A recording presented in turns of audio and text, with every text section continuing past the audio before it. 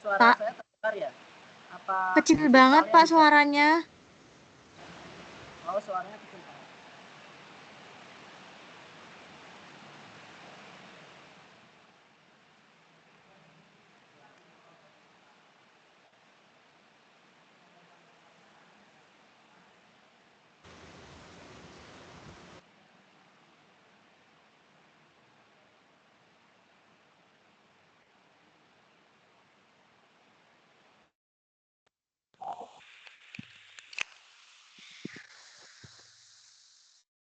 Halo, apa terdengar suaranya?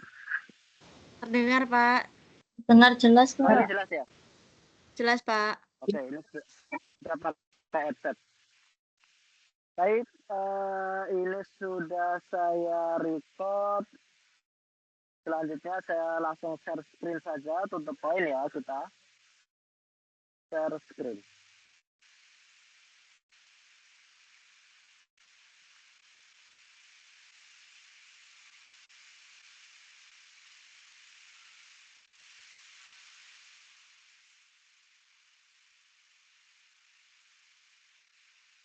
Apa PowerPoint-nya sudah terlihat?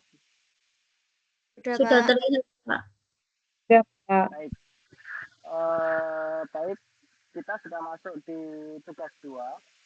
Di tugas 2 ini rekan-rekan sekalian diminta untuk membuat pengutipan langsung, tidak langsung, kemudian membuat daftar pustaka. Nah, pengutipan langsung pendek.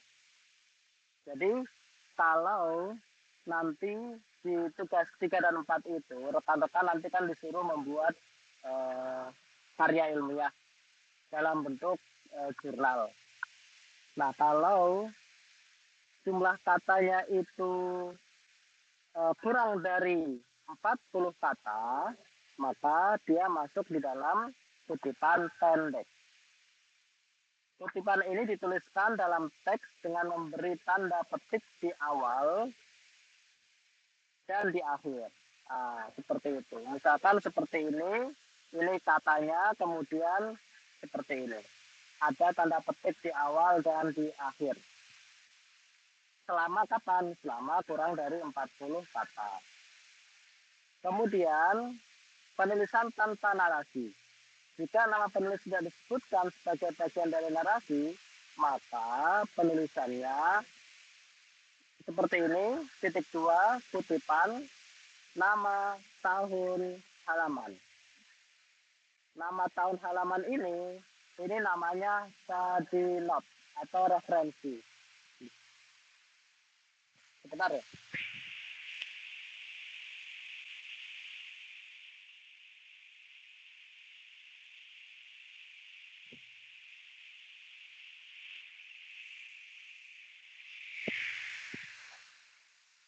Nanti akan kita lihat bagaimana cara penulisan study note, referensi di slide yang selanjutnya. Penulisan dengan narasi. Jika nama penulis disebutkan sebagai bagian narasi, maka penulisannya nama penulis, tahun, kutipan, halaman. Mungkin saya contohkan di ini ya.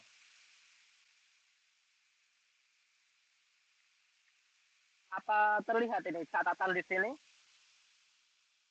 Terlihat, Pak. Terlihat Pak. Jadi contoh, Ahmad mengatakan katanya apa, kemudian seperti ini kurung tutup. Kemudian nama, karena ini Ahmad mengatakan atau menurut Ahmad, maka nanti cukup dengan P titik halaman.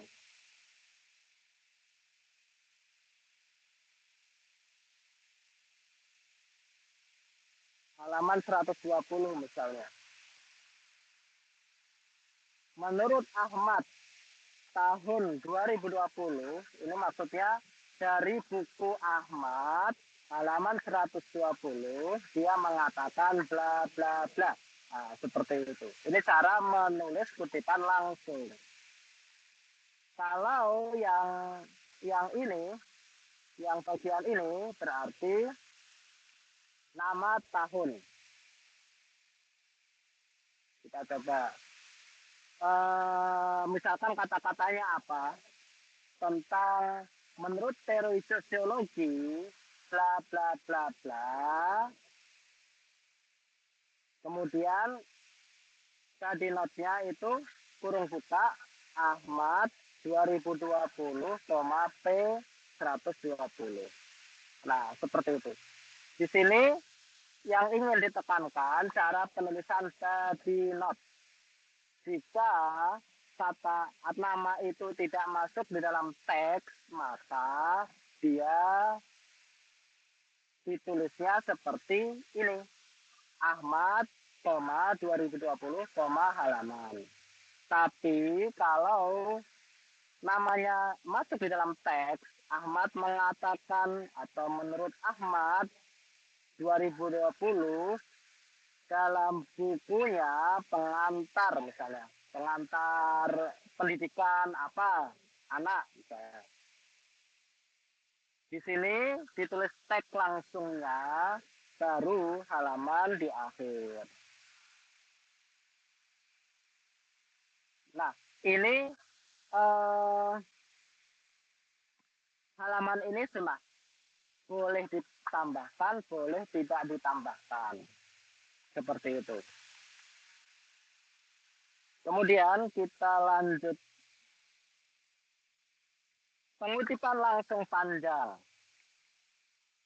Kutipan langsung panjang itu kapan? Apabila lebih dari 40 kata. Kutipan ini kalau lebih dari 40 kata, dia ditulis berbeda dengan kutipan langsung yang pendek.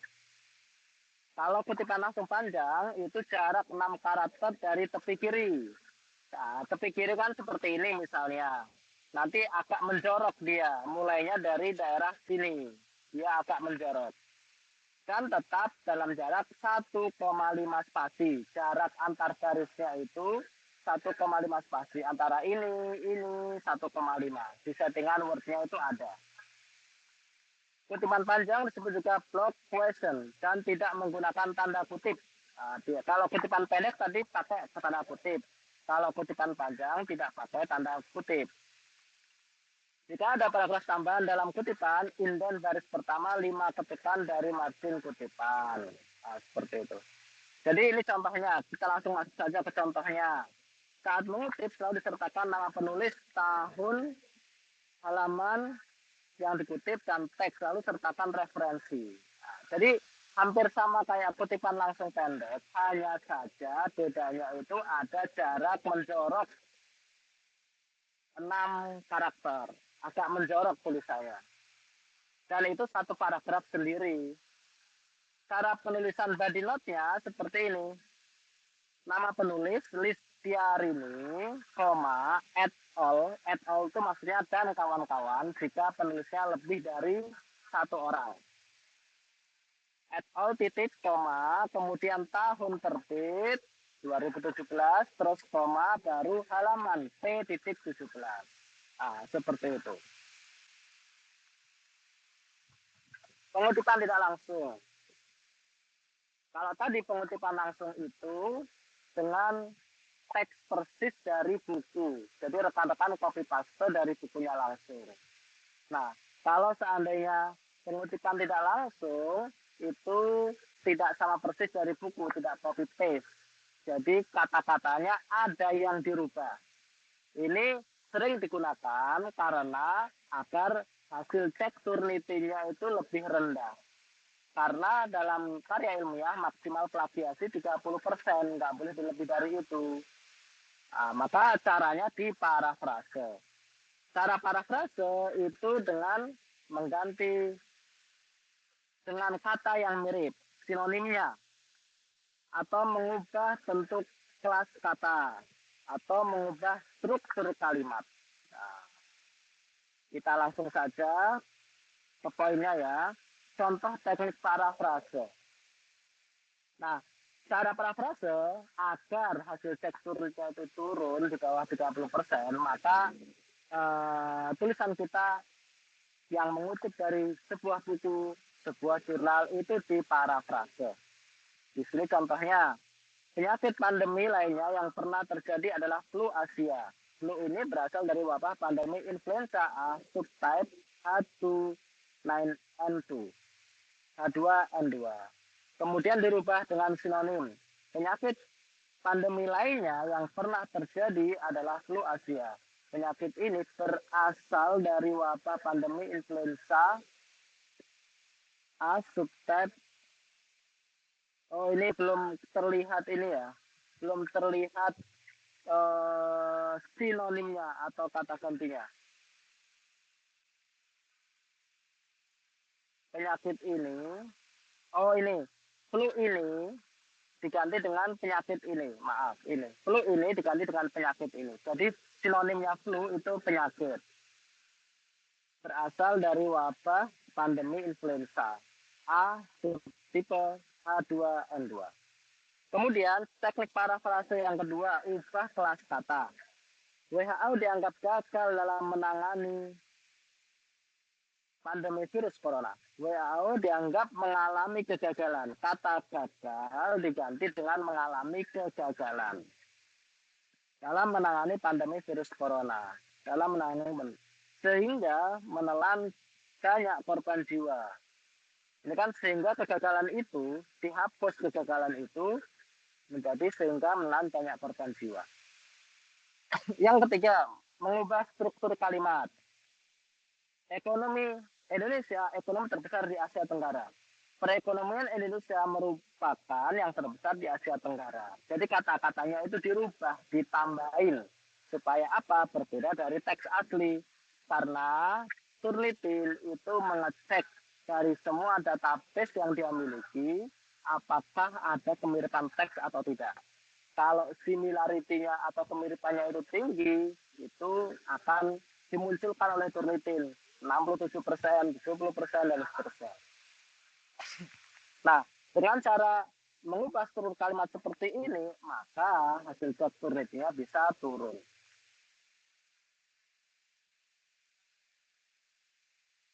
Kemudian, penulisan daftar pustaka.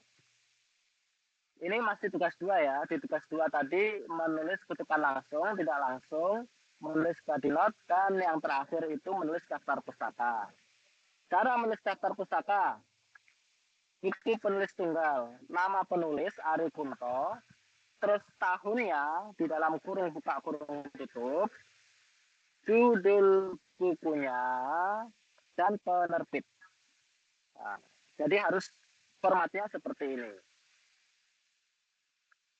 Ini nama penulis, karena satu orang cukup seperti ini. Tahunnya di dalam kurung, jangan lupa titiknya. Nama bukunya ditulis miring, nama bukunya, titik, kemudian Edward Elgar Publishing Limited. Ini penerbit, seperti itu. Kalau penulisnya lebih dari satu, cara tulisnya gini, kalau dua ya, ini nama penulis pertama dan nama penulis dua. Tahun terbit, ini judul bukunya, ini publishernya, penerbitnya. Seperti ini, nama penulis dan nama penulis kedua, tahun, jangan lupa titiknya, nama judul bukunya ditulis miring dan penerbitnya.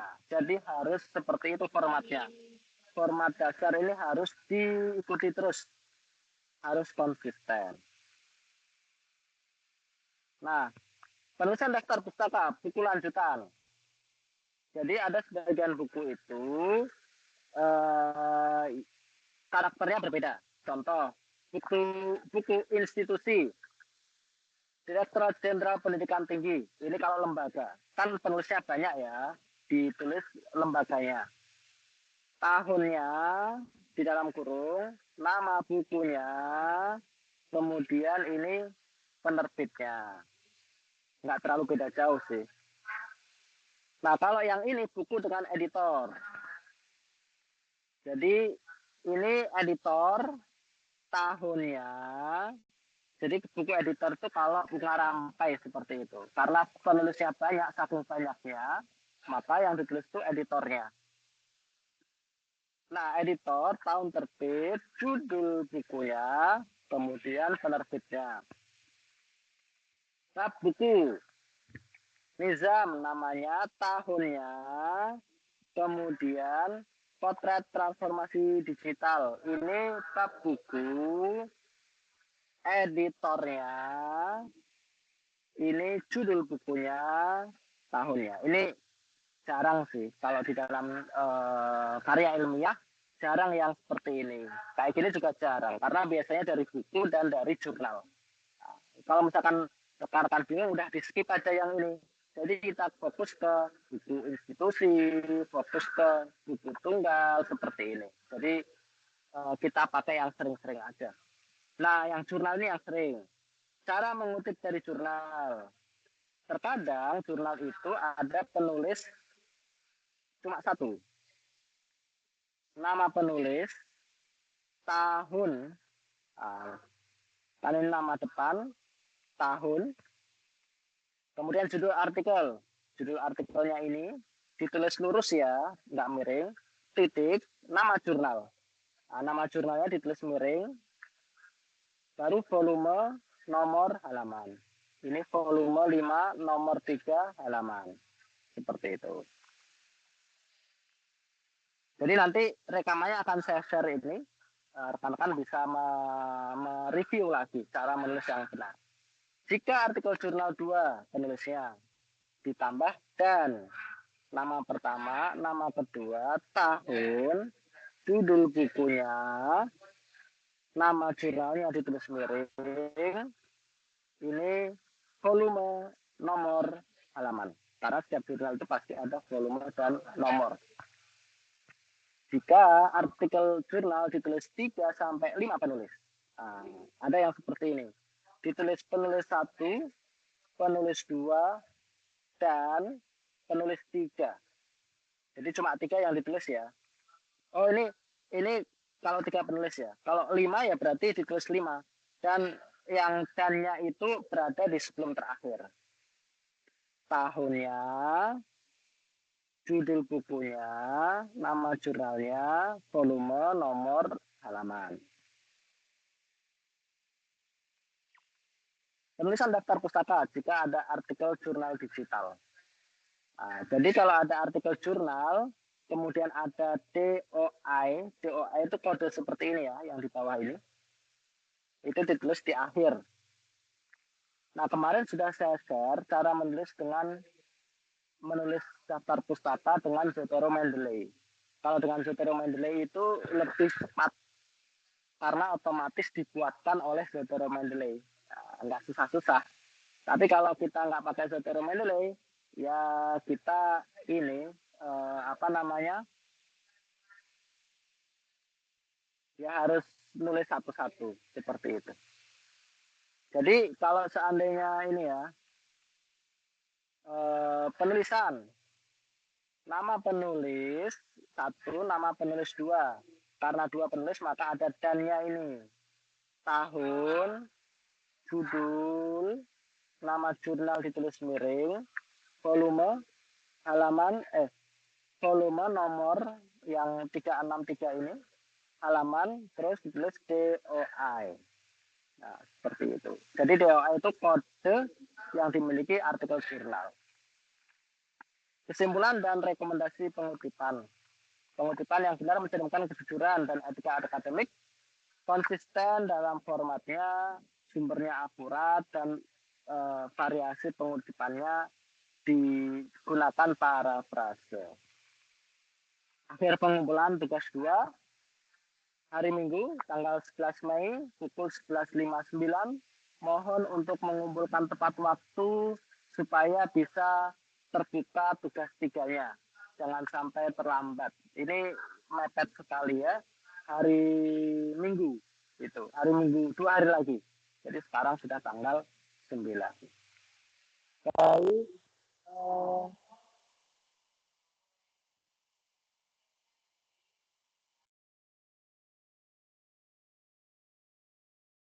Kita kembali.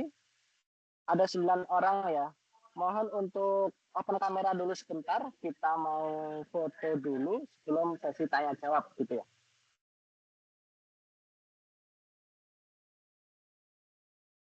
Mohon untuk open kamera sebentar saja. Kita foto screenshot untuk bukti bahwa rekan-rekan hadir di dalam pertemuan atau dua ini. Mohon Aprilia, Risa Purwanti, Astri, Astri sudah. Ihsanul Takwim, mohon untuk open kamera. Lailatul Hasanah, mohon open kamera. Bisa. Kemarin alhamdulillah untuk tugas 1 banyak yang mengumpulkan. Semoga tugas 2 juga tetap semangat. Yang penting kumpulkan saja. Yang namanya tutor itu pasti akan membantu mahasiswanya, memudahkan lah. Selama mahasiswa mengumpulkan, walaupun kurang sempurna, nanti ke revisinya itu di tugas 3. Seperti itu. Akan saya bimbing secara intens. Yang penting kumpulkan saja dulu. Kalau nggak mengumpulkan, nah itu yang susah. Tutor tuh nggak bisa bantu lagi karena yang mengunci sistemnya. Jadi yang penting mengumpulkan walaupun belum sempurna sesuai dengan batas waktunya. Kalau sudah dikumpulkan, nanti catatan revisinya bisa ketika nanti tugas 3. Kan masih bimbingan terus. Seperti itu. Baik, saya screenshot dulu ya. Mau jadi screenshot. 1, 2, 3.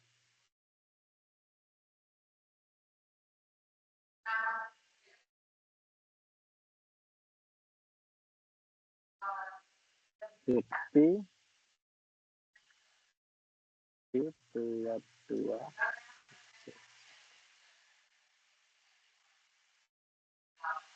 Saya cek dulu sebentar.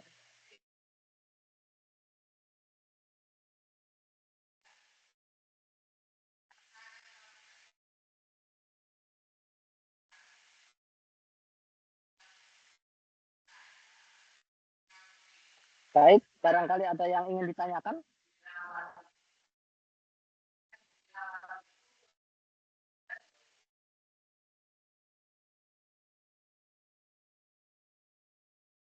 Kemarin sudah ada yang mengumpulkan tugas 2, alhamdulillah, tapi masih belum banyak. Ya, harapannya dalam 2 hari ini segera mengumpulkan supaya nanti sesuai dengan jadwal pengumpulannya. Agar bisa membuka tugas. Pak izin bertanya. Silakan. Pak, saya sudah mengumpulkan tugas 2, tapi ternyata setelah mendengarkan pemaparan yang tadi Bapak paparkan, ternyata masih ada yang salah. Jika sudah mengumpulkan seperti saya itu, sebaiknya dibenarkan sekarang, saya hapus dulu, atau boleh di tugas selanjutnya, Pak, di tugas ketiga? Boleh, misalkan mau upload lagi, kalau misalkan bisa upload lagi, 2, kan tadi sudah 1 file ya, kalau 2 file bisa di-upload, silahkan, nggak apa-apa. Biar lebih aman. Siap, Pak. Kalau mau di-delete, terus di-upload juga nggak apa-apa. Seperti itu. Siap. Yang penting itu intinya di tugas 2 ini, rekan-rekan tahu gimana cara nulis yang benar, gimana cara nulis yang salah. Nggak ada penilaian di tugas 1, 2, 3 itu nggak ada penilaian. Nanti penilaian hanya di tugas 4. Nah, seperti itu. Siap. Terima kasih, Pak. Bagus, berarti tadi sudah tahu ya yang penulisan yang benar gimana, yang kurang benar gimana. Jadi bisa diperbaiki dari sekarang.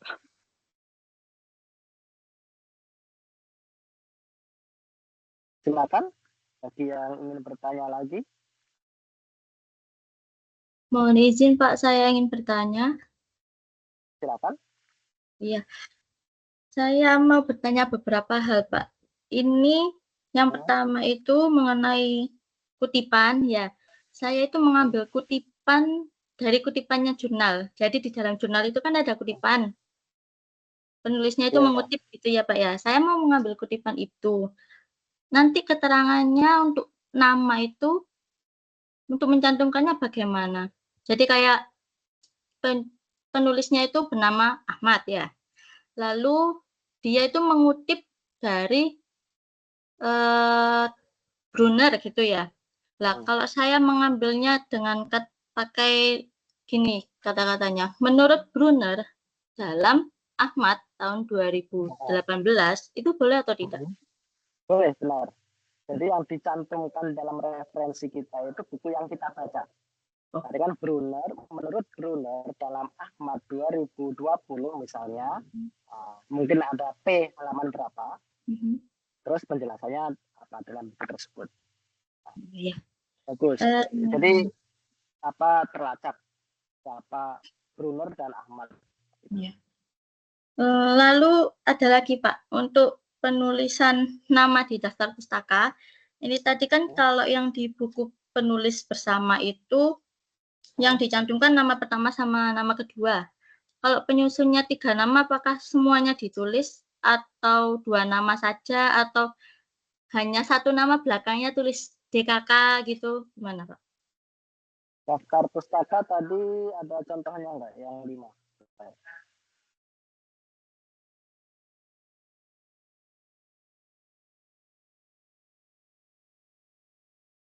Daftar pustaka itu ada contohnya tadi ditulis semua. Ditulis semua, kemudian yang bagian belakang itu pakai dan. Oh. Coba saya search dulu ya.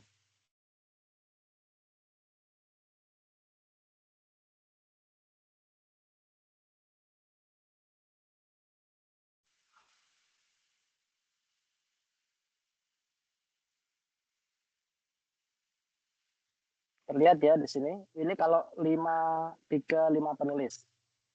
Penulis 1, koma, penulis 2, koma. Kemudian dan penulis 3. Nah, jadi ditulis semua penulisnya. Kalau 5 ya 5 berarti. Baik, terima kasih banyak Pak atas jawabannya. Baik, terima kasih. Ini saya ada kelas lagi, ada 2 karil ini. Jadi saya lanjut lagi. Akan masuk ke kelas selanjutnya. Nanti kalau ada pertanyaan bisa langsung japri atau tanya di grup, silahkan. Kita harapannya dari tutor itu mengumpulkan tepat waktu, itu yang paling utama. Untuk lain-lainnya nanti revisi dan sebagainya saya bisa bantu, karena tujuan dalam tugas 1, 2, dan 3 itu untuk membimbing, nggak ada penilaian, supaya mahasiswa itu tahu mana yang benar, mana yang salah, seperti itu. Harapannya tugas 2 kayak yang mengumpulkan seperti tugas 1, jangan patah semangat, maksimalkan 2 hari yang tersisa ini untuk mengumpulkan tugas. Jangan diakhir-akhirkan, jangan upload hari Minggu, takutnya server sibuk. Misalkan hari ini atau besok sudah upload lah, seperti itu. Kalau sudah sibuk itu, aduh, udah pusing itu. Baik, selamat beraktivitas. Marilah kita tutup dengan baca hamdalah dan doa kafatul majlis. Alhamdulillahirabbil alamin. Subhanakallahumma bihamdika asyhadu an la ilaha illa anta astaghfiruka wa atubu ilaik. Wassalamualaikum warahmatullahi wabarakatuh. Waalaikumsalam warahmatullahi wabarakatuh. Terima kasih Pak. Terima kasih semua.